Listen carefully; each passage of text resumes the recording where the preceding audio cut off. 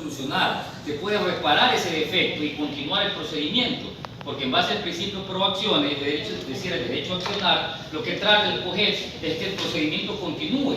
Muy por excepción se pueden dar las insubsanables, que son las que por el contrario no pueden ser remediadas, no puede ser corregido el defecto, lo cual lleva inevitablemente la terminación anticipada del proceso al momento que el juez las acoge y declara concluida la causa. Como pueden ver, decisiones previas tienen como finalidad excluir la decisión sobre el fondo de la controversia. Por eso son previas. Ahí pueden ser presentadas, no pueden ser presentadas. En el momento que son presentadas, ustedes como abogados defensores de las partes tienen que alegarlas, contradecirlas y después tomar la decisión. Y lo que estamos viendo aquí, recordando, es cuáles son subsanables y cuáles son insubsanables. Y nuevamente, si se dan cuenta, donde dice subsanables, abajo donde tiene la flecha, están las tres que vimos en la lámina segunda, ¿verdad? De ahora en la forma de la demanda, mire, subsanar en el término de 6 días. Falta de capacidad, falta de personería o incompleta conformación, término de 10 días para subsanar. Si no se subsana, se tiene como no presentada la demanda y se ordena el archivo. Es decir, ustedes tienen ahí un término fatal que les da la propia ley para que subsanen el error. Si lo hacen, se continúa el procedimiento. Y si no lo hacen, el juez está obligado a ordenar el archivo. Tiene una ventaja también. Se tiene como no presentada la demanda y se ordena el archivo. ¿Qué quiere decir esto? Que ustedes todavía conservan el derecho para accionar. De pronto no pudieron completar en esos 6 días o en esos 10 días. Pero si lo hacen después, pese a que está archivada la demanda, ustedes pueden volverla a presentar porque dense en cuenta, no es un abandono, es un archivo. Ojo, porque muchas veces veo incidentes que no deberían ser incidentes, porque si se da un archivo, ¿qué es lo que perdieron? Tiempo, nada más. Pero si fue un abandono, obviamente pierden el derecho para accionar. Pero con un archivo más bien le estaría dando, siempre y cuando no tengan los plazos de prescripción, la oportunidad de corregir procesalmente y volver a presentar ya las cosas bien hechas, ¿no? Entonces siempre para tener en cuenta, hasta para crear un incidente, ¿no? Y también porque los archivos no son susceptibles de apelación, no van a plantear una apelación sobre un archivo, no se la va a aceptar el juez, y obviamente si llega a sala se las va a devolver porque no se puede apelar sobre archivos, sino solamente sobre lo que está establecido expresamente en la norma. Doctor, ¿me va a decir algo? Gracias. Sí. Anteriormente habíamos dicho que a veces utilizamos, por ejemplo, la comisaría para pedir que el banco nos responda y... Comisarías. ¿Comisarías o Juzgado de contravenciones. Juez de contravenciones. Usted se refiere a cuando se utiliza para preprocesalmente pedir documentos a fin de presentar la demanda. El juzgado de contravenciones. Ah, juzgado de contravenciones, ya. Juez de contravenciones. Bien. Entonces, sin embargo, cuando me ha solicitado el señor juez que subsane en el término de 6 días, puedo decir, he solicitado, aquí está la copia, debidamente en su tiempo respectivo, lo que pasa es que no me ha contestado y al momento de calificar la demanda ha sido usted pedir copias. Yo creo que no, porque se está confundiendo dos conceptos. Esto estamos hablando, por ejemplo, la de 6 días que usted mencionaba, o la de 10 días, está hablando de otras cosas. Pero que se trata de capacidad procesal y no de prueba. Lo del juzgado de contravenciones es para pruebas. Cuando usted quiere pedir pruebas, que no las puede obtener directamente, utiliza el juez de contravenciones o su defecto va directamente a la institución pública o privada, ¿ya? Y con la negativa usted le pide al juez que supla y que le pida esas pruebas. Aquí no estamos hablando de pruebas, no hemos llegado a esa etapa. Ni siquiera al momento de llegar a las secciones previas se ha visto que no se ha completado la demanda porque de pronto, digo de pronto, usted tiene una letra de cambio, un pagaré, un ejemplo que estoy poniendo, que ha sido suscrita por la compañía, qué sé yo, pongamos cualquier nombre inventado, ¿no? Compañía Chacarita Junior, y sucede que usted está demandando como representante legal al doctor Romero, con el representante es usted. ¿Qué significa eso? Que no está correcta la demanda, porque pese a que demanda la persona jurídica que es la legitimada por contradecir, está demandando a otra persona como representante legal. Entonces una falta de una falta de legítimo contradictor. A ver, no es legítimo contradictor. Legítimo contradictor sería la compañía que sí está demandada. No está demandado el representante legal. Sería la ilegitimidad de personería. Entonces, allí, ¿qué tendría que hacer? El juez le daría los días para que usted, en vez de demandarlo a él, lo demande usted. Ya, aquí ni siquiera estamos hablando de pruebas. Aquí recién vamos a entrar a la etapa procesal de estar conformada la litis entre actor y demandado. Entonces, por eso le explico ahorita, no se confunda con ese tema, Ya. juez de contravenciones más adelante cuando hablemos de pruebas. ¿Ya? Gracias. Sí, ahorita para que estamos en sesiones previas, no es que vamos por etapas para hacerlo. Disculpe, doctor, Ujú. la falta de legitimación La causa. de la causa por la parte de actor de demanda. Eso es lo que dice usted, ¿no? La parte de Son personalidad. dos conceptos que hay que, no son difíciles, a veces uno se confunde, ¿verdad? Pero les recomiendo que ustedes vean, hay vastísima jurisprudencia en la Corte Nacional que ha hecho la diferenciación. Una cosa es falta de legitimación en la causa y otra es falta de legitimación de personería. La falta de legitimación en la causa es cuando se está demandando a quien no está legitimado para actuar como actor y como demandado. ¿Ya? Por ejemplo, la persona cuyo nombre está girado un documento, un título ejecutivo, ya no es la que demanda, sino otra. Entonces, si él no es el beneficiario, ¿cómo puede comparecer a demandar esa pretensión? Claro, a menos que sea un procurador judicial. Yo le estoy hablando de otra persona. Entonces, si no es el legitimado para proponer la demanda, o si no es el legitimado para contestar la demanda, porque en vez de mandarlo a él, lo demanda a él, le falta legitimación en la causa. La legitimación de personería es cuando, siendo los legitimados, sin embargo, por un defecto procesal, ellos no se los puede demandar. Por ejemplo, usted demanda a una compañía y demanda a otra persona como representante legal, ¿verdad? O está demandando a un incapaz de 14 años, no lo puede mandar a él. ¿A quién tiene que demandar? Al representante legal, al padre de familia. Son conceptos que, como les digo, incluso se les puede decir a María José para darles una jurisprudencia que ejemplifique el caso, ¿no? Porque, como ya analizando, verán que una es falta de legitimación en la causa o legitimatio ad causa, y la otra se llama falta de legitimación en el proceso o legitimatio ad proceso, conocidas comúnmente como falta de legítimo contradictor o ilegitimidad de personería. Pero son dos conceptos distintos, que en realidad no son tema de la materia, pero se los indico por la circunstancia que estamos hablando. En cuanto a la legitimación de personería, por ejemplo. Y legitimidad de personería, Eso es. esa es la proceso. Yo estoy demandando a la compañía X. Ujú. Y no pongo que es la compañía X, sino que digo, demando al señor Ángel Coronado y no pongo representante legal de la compañía ni cosa parecida. Depende de qué proceso Ahí- sea. ¿Qué proceso es? Buenas tardes. Podría ser ejecutivo, pongamos. Ya. Entonces, en ese momento se produce la ilegitimidad de personería porque debería haber demandado a la compañía y su representante, no. Al contrario, esa es falta de legitimación en la causa. ¿Por qué? Porque una cosa es una persona jurídica y otra cosa es una persona natural, ¿verdad? Usted cuando demanda a una persona jurídica, si fuera en laboral, por eso le pregunté qué tema es, si fuera en laboral, el proceso laboral te permite demandarle capataz, administradores, gerentes de recursos humanos, a cualquiera. Pero si es civil, me está diciendo que es uno civil, las personas legitimadas para responder son obviamente la persona jurídica por intermedio de su representante legal acreditado. Si usted me dice que la que contrajo la obligación es la persona jurídica y usted va a demandar a una persona natural, entonces es falta de legitimación en la causa, porque la persona natural no es la llamada por ley a responder, ella no se obligó, ella no firmó el documento, ¿verdad? Firmó el representante legal de la compañía. Esto sucede en las compañías o asociaciones actualmente agrarias que hay. Esto sucede siempre, Allá. sucede siempre porque a veces siendo algo sencillo de entender, sin embargo uno se confunde, como todo, ¿no? Uno debe ir verificando, aprendiendo, pero como le digo, para continuar, porque tenemos que avanzar con el proceso, con las láminas, este tema debe ser analizado, la jurisprudencia clarifica con unos muy buenos ejemplos, y yo, como le digo, le voy a dar a ella para que los que quieran saquen copia, así como le estoy dejando la resolución para los que llegaron un poco después. El que quiera le saca copia, el que quiere la puede ver 12/2017 en la página web de la Corte Nacional. Ya, en cuanto a las jurisprudencias, yo tengo unas jurisprudencias que uno las baja obviamente del sistema Fielweb, del sistema Lexis, y son jurisprudencias no de ahora, son de años que han ido recabando, se las sigue manteniendo el criterio de la actual Corte Nacional. Continuamos con la lámina. Bien, excepciones previas de puro derecho, 295 numeral 4.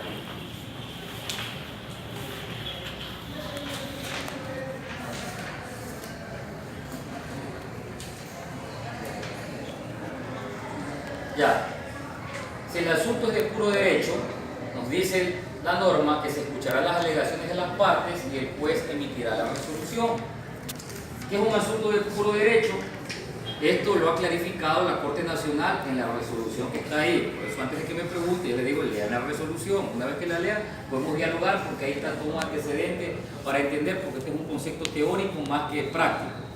Asunto de puro derecho, situación jurídica en la que no existen hechos susceptibles de prueba. La Corte Nacional de Justicia, ¿qué ha dicho? Que no se refiere a la aceptación de una excepción previa como tal, sino a una situación que responde a la forma del proceso. Determinar que es un asunto de puro derecho es facultad del juzgador, el juez que decide si es de puro derecho o no. Y finalmente, el juez escucha los alegatos de las partes y pronuncia su decisión en la misma audiencia. Le vuelvo a repetir, no quiero tratar este tema ahora porque primero tienen que leer la resolución. Entender lo que son asuntos de puro derecho no es sencillo. Requiere que lean lo que la Corte Nacional ha interpretado para que puedan ustedes hacer un atisbo, porque la Corte Nacional lo ha conceptualizado de manera genérica, no ha puesto ni ejemplo. ¿Por qué? Porque son muy, pero muy raros los asuntos de puro derecho. Es un asunto en que no se necesita pruebas, un asunto en que tanto actor como demandado las pruebas están dadas, pero lo que se va a discutir es el derecho. Más se da en temas tributarios y administrativos, eso les puedo anticipar, ¿no? Casi en materia civil no se da, sino en temas tributarios, en temas administrativos, donde existen ciertas instituciones, tales como la caducidad, en las cuales el juez de oficio puede declarar la caducidad del derecho de acción. ¿Ya? Pero hasta ahí llego, no les voy a indicar más porque después podemos dialogar con Carlos sobre qué son asuntos de puro derecho. Puedo indicar que muy raro lo voy a encontrar en civil, es más instituciones tributarias y administrativas, y lean por favor esa resolución, solo tiene 30 hojas, 30 páginas, perdón. 12/2017. Seguimos, María José. Bien, esta parte es importante porque ya es una parte procesal en el tema de la apelación. Si un juez rechaza las excepciones previas, esta decisión es apelable con efecto diferido, ¿verdad? Si el juez acepta las excepciones previas, esta decisión es apelable con efecto suspensivo. Ejemplo, la primera. Si usted plantea una excepción previa, digamos, de prescripción, el juez se la rechaza, usted la apela con efecto diferido y el proceso continúa, ¿verdad? Al momento que sube, al momento que el juez dicta la sentencia, ustedes tienen la obligación, al momento que la apelan, la sentencia no fue favorable a ustedes, obviamente, ¿no? Señor juez, dentro de los 10 días que le da la ley, dicta la sentencia por escrito, tiene término de 10 días, 3 días, usted tiene que en su escrito, ojo, de interposición de recurso de apelación, ustedes tienen que apelar de la excepción con efecto diferido, de excepción previa que no le aceptaron con efecto diferido, y apelar obviamente sobre el fondo de la sentencia. Les digo esto porque he visto escritos en los cuales se olvidan de fundamentar la apelación con efecto diferido. Y si ustedes no la fundamentan, ¿qué pasa? ¿Qué pasaría, doctor Coronado, si usted se olvida de fundamentar la apelación con efecto diferido? A veces pienso que el señor juez sustituye así. No, no es así. Piense eso, que está mal. Se inadmite. ¿Por qué? Porque el mismo artículo dice que toda apelación es fundamentada, ¿verdad? Y el artículo, se lo voy a leer, se lo voy a decir para que tengan en consideración, porque yo he visto muchos casos de esto, que cuando llega la apelación de la sentencia principal se olvida de apelar de la apelación con efecto diferido. Miren lo que dice el 257. Se fundamentará por escrito dentro del término de 10 días de notificado, exceptúase el recurso de apelación con efecto diferido, que se fundamentará junto con la apelación, ojo, sobre lo principal o cuando se conteste la apelación. Eso quiere decir que cuando ustedes apelan sobre lo principal, sobre la sentencia, también deben fundamentar las apelaciones con efecto diferido, que no se van a olvidar. Luego llega y se olvidaron de su apelación. Tengo una pregunta. Un momento, déjenme terminar acá. Y pues si el juez las acepta, esta decisión es apelable pero con efecto suspensivo. Lógico, ¿verdad? Si yo acepto la prescripción y dicto sentencia declarando prescrita la acción cambiaria directa porque han pasado más de 3 años desde que fue del vencimiento del pagaré, el juicio termina ahí. Entonces es obvio que al apelar va con efecto suspensivo. En cambio, en el primer ejemplo es con diferido porque el proceso continúa y ahí va a haber una decisión de fondo sobre el derecho controvertido. Sí, dígame. Bien, ¿en ese momento realmente se apela? ¿Ya? Dicta la resolución. ¿Se apela, qué me dice, el momento cuando apela oralmente? Cuando se apela oralmente. Ya, yo soy el Él juez. acoge la apelación. Niego la excepción previa de prescripción planteada por Jorge Castro. Jorge Castro. ¿Qué hace usted? Me dice oralmente, señor juez, apelo de su Apelo decisión. de la decisión. Ya, muy bien, Correcto. ahora sigamos. Él acepta la apelación, pero hay que esperar los 10 días para que él por escrito. Exactamente. El juez puede decir acepto, puede decir téngase en cuenta, porque la aceptación se produce al momento de la fundamentación. Ya, Si no sigamos. lo hace dentro del término de 10 días, corren otros días. El juez puede ser sancionado. Si no, A ver, no le entendí. ¿No lo hace dentro de 10? ¿Qué no hace el juez dentro de 10 días? La apelación. redactar la resolución por escrito. Ya, después de afectar. Pero ojo, no nos confundimos. Le estoy diciendo que estamos en secciones previas con efecto diferido. Si está en un ordinario, es obvio que eso va a ser en la audiencia preliminar. Hablamos de la resolución en sí. Luego va a pasar la audiencia de juicio. Luego la audiencia de juicio va a dictar sentencia sobre lo principal. Y luego de dictar la sentencia, va a haber los 10 días para fundamentar la sentencia. Ya. No es que el Con la juez, sentencia. no es que el juez va en 10 días a fundamentar la excepción con efecto de frío. No, él le fundamenta en la sentencia. ¿No? Después, pues, no en ese momento. Por eso es oral. Él en ese momento le va a negar, le va a dar los motivos. Pero después en la sentencia le va a poner. ¿Hacia dónde lleva su pregunta? Correcto, ¿no? Entonces, por las etapas, ¿no? Él dicta la sentencia ya en la audiencia de juicio. Ya, supongamos. Ahí la apelamos. Y él tiene Ahí apela qué. apelo de la sentencia. Ya, de la sentencia. Usted ya apeló en la preliminar las otras, ¿verdad? Las otras también. Ya. Bien, entonces, bueno, apelo de la sentencia, él acoge la apelación. Ya. Bien, entonces hay que esperar que él por escrito Notifique. notifique. Bien, Ya. yo tengo 10 días para Desde la notificación, fundamentar para fundamentar. la resolución. Ya. Está correcto eso, ¿no? Sí.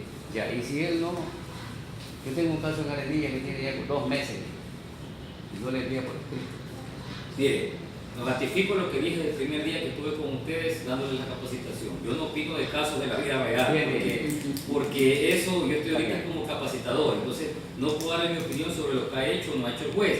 Lo que sí puedo decirles es lo que dice la ley. La ley dice eso, ¿verdad? Entonces usted tiene su derecho a accionar cuando le notifican por escrito. En el evento que se produzca alguna falencia procesal, bueno, ya tendrá que decidirse por los tribunales de alzada o dependiendo, pero usted siempre tenga esto claro. 10 días desde que le notifican. Si le notificaron, ¿cómo le va a fundamentar? Bien. ¿Sí me comprende? Correcto. Así usted le notificó muy bien. Tengo mi término de 10 días y yo fundamento mis excepciones previas no aceptadas, ¿verdad? Y también mi... Ahí va todo en la resolución. Ahí va todo, Bien. fundamentado por el abogado, ¿cierto? La pregunta es, ¿qué ocurre con los efectos de apelación? Si se trata de una acción, Perdón. si se trata de una demanda contra varios Demandados. Claro. Entonces resulta que los demandados, solo uno, por ejemplo, plantea la excepción de ejecución.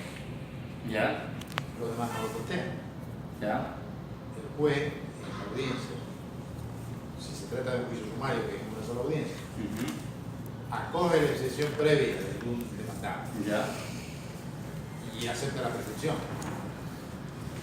Se entiende que el juicio debe suspenderse o debe continuar.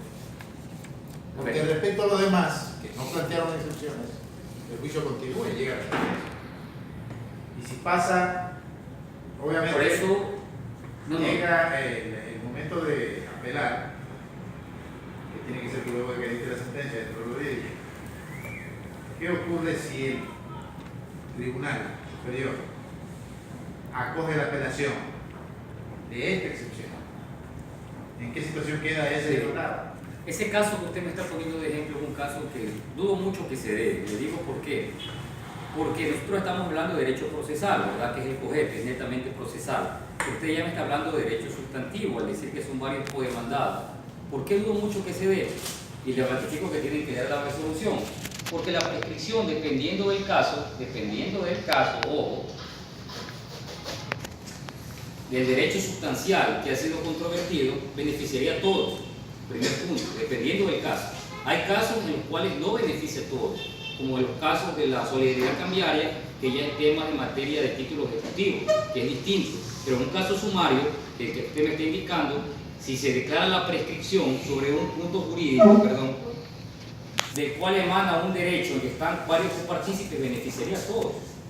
Pero, a más de insistir en eso, existen excepciones como la solidaridad cambiaria, que es un tema de títulos ejecutivos, cuando sí se pueden dar esas particularidades, pero solamente en procedimientos ejecutivos y con otras particularidades que no son las que estamos tratando ahora. Yo le recomiendo que lea ese tema porque no me parece que si se nace de un solo derecho y se alega prescripción, la prescripción es un modo determinado, se dicta sentencia. No he llegado hasta ese punto. Si se dicta sentencia declarando sin lugar la demanda, es imposible que se dicte una sentencia respecto a uno y subsista frente a otro. Abarcaría a todos. Yo le digo porque he revisado casos, o se puede revisar los casos, Claro. que ya se han dado con el coger, y resulta que son varios demandados por un derecho, por varios derechos, porque cada uno tiene que responder por las obligaciones que tiene. No por un derecho único, decidido en un acto solo, sino en responsabilidades sucesivas. ¿Cómo cuál? Yo he visto una acción laboral que se demanda a varios empleadores que fueron sucesivamente los que fueron subrogando al primer empleador, y resulta que en el momento que le despiden al trabajador, él demanda a todos sus empleadores, porque está trabajando en la empresa, y resulta que de esos empleadores el primero no alega prescripción, ni el último, lo hace uno intermedio, Ya. y el juez le acoge la prescripción a ese intermedio que alega la prescripción, pero dicta sentencia respecto de los demás. Ya, pero ¿y ahí cuál sería el inconveniente? Porque procesalmente si se dictó la sentencia y por la solidaridad laboral que usted conoce, los dos, así ese uno no hay ahí, van a tener que pagar la obligación al trabajador. Eso no es cierto. Por supuesto, pero el problema es el que alegó la excepción, cuya excepción está apelada. Ya. ¿En qué condición va a quedar el juicio luego que el tribunal, en el supuesto que acogiera la apelación, Ya. en qué condición queda ese demandado? El juicio tiene que volver respecto a él a la audiencia. A la audiencia. Hay un pronunciamiento que las prescripciones o las excepciones que ponen fin al proceso tienen que nuevamente sustanciarse. Por ejemplo, hubo un caso de una cosa juzgada que el tribunal revocó, y se revocó una cosa juzgada que ponía fin al proceso, debía continuarse con la tramitación. Si se está dictando una prescripción respecto a uno de ellos, se entiende que por el derecho a la defensa, porque a ese demandado no pasó las otras etapas de la audiencia sumaria, una audiencia única, como usted sabe, entonces se lo dejaría en indefensión si se lo condenara. Entonces se entiende que se debería retrotraer el proceso. Estoy pensando así, grosso modo, ¿verdad? Porque eso son particularidades de un proceso laboral. Pero en sí, dentro del punto del derecho, el trabajador lo tendría respecto a los otros dos que tienen que pagarle solidariamente lo que usted habría reclamado, ¿no es cierto? Yo me refiero cuando hay casos de solidaridad cambiaria que sí se puede dividir, ya que es materia solamente en materia comercial, o en materia de procesos en los cuales nace de un solo acto y si sale de uno beneficia a todos. Entonces ahí no hay problema, esas son particularidades, pero ya le digo cuál sería el efecto, ¿no?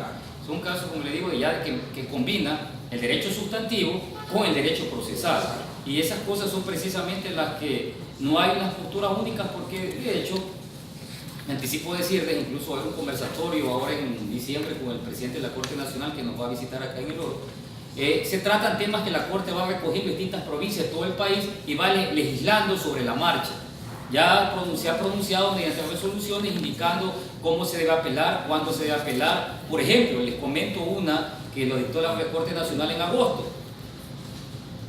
El procedimiento de consulta, aquí el doctor que defiende al municipio conocerá. Cuando hay consulta, los procesos deben subir así las partes no apelen, ¿verdad? ¿No es cierto? Eso existía en el Código de Procedimiento Civil, existe en el COGER. Sube el proceso de consulta, no apelaron las partes, llega al tribunal. El tribunal convoca a la audiencia y la audiencia viene y se siente el tribunal y no viene nadie, ¿verdad? No viene nadie porque no ha apelado ninguna de las partes, ni actor ni demandado. Vino por consulta porque es un mandato legal que es una demanda contra una institución pública adversa debe ser elevada en consulta. ¿Qué hace el tribunal ahí? Por mérito de consulta. ¿Verdad que uno decía, qué hace? Aquí tengo que conceder la palabra. ¿Quién le concede la palabra? O sea, nos sentamos los tres y ¿qué decimos? Sancionar a los dos. Eso también nos causó a nosotros también, como dice el doctor, pensar, ¿qué pasaría? ¿Qué pasaría?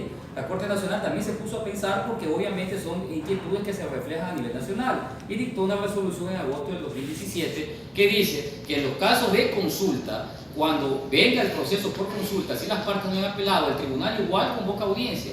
Y si no vienen las partes, igual el tribunal resuelve, como aquí, en mérito de los autos, pero no puede dejar de resolver. Miren, resolución dictada por la Corte Nacional en temas que pueden interpretarse de una distinta manera. Y eso es lo que voy. El COGEC tiene 2 años, ni 2 años. Entonces, estas dudas que van surgiendo obviamente son absueltas poco a poco, como el tema de las excepciones previas.